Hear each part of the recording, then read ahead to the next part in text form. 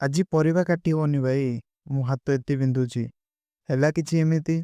Hello friends, ଜୟ ଜଗନ୍ନାଥ। ମୁଁ ପପୁ, ମୁଁ ରହୁଛି ସୁନ୍ଦରଗଡ଼ରେ। ସକାଳୁ ଉଠି ନିତ୍ୟକ୍ରମ ସାରି ଚାଲିଲି ଛାତ ଉପରକୁ।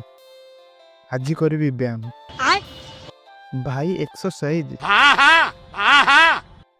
ଫାଷ୍ଟ କିଛି ସମୟ ଦୌଡ଼ା ଦୌଡ଼ି କଲି, ତାପରେ ମୋ ସ୍କୁଲରେ ଯାହା ମୋତେ ଶିଖେଇଥିଲେ ସବୁ ଟିକେ ମନେ ପଇନେ ଏକ୍ସରସାଇଜ କରିଦେଲି। ତାପରେ ଗୋଟେ ଇଟାକୁ ଦେଖିକି ଇଟାରେ ଟିକେ ଡମ୍ବଲର ଯାହା ଏକ୍ସରସାଇଜ ସବୁ କରିଦେଲି ଆଉ।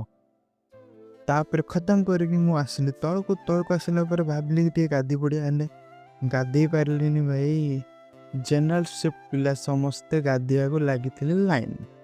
ସେଥିପାଇଁ ମୁଁ କରିଦେଲି ଚାଉଳ ଧୋଇବା ଷ୍ଟାର୍ଟ। ଆଉ ଚାଉଳ ଧୋଇକି ବିତାଳ କାଟିବା ମାନେ କଖାରୁ କାଟିବା ପାଇଁ ଲାଇକ୍ ପଡ଼ିଲି। ହେଲେ ଆଜି କଖାରୁ କାଟିବାରେ ଜମାରେ ବି ଆଜି ମୋ ହାତ କାମ କରୁନି। ହେଲେ ବୋଲେ କ'ଣ କରି ଯେମିତି ଏମିତି ଟିକେ କାଟିଦେଲି ଆଉ। ଗାଧୋଇବା ପାଇଁ ଯାଇକି ଟିକେ ପାଣିର ଟେମ୍ପରେଚର ଚେକ୍ କରିଦେଲି। ଆଉ ଟେମ୍ପରେଚର ଯାହା ଯେତିକି ଥିଲା ବି ମୁଁ ଆଜି କିଛି ଫରକ ପଡ଼ିବନି, ଆଜି ଗାଧୋଇ ପଡ଼ିଲି। ଗାଧୋଇକି ବସି ପଡ଼ିଲି କୁଲର ଆଗରେ ଟିକେ ଚୁଟି ଶୁଖେଇବା ପାଇଁ।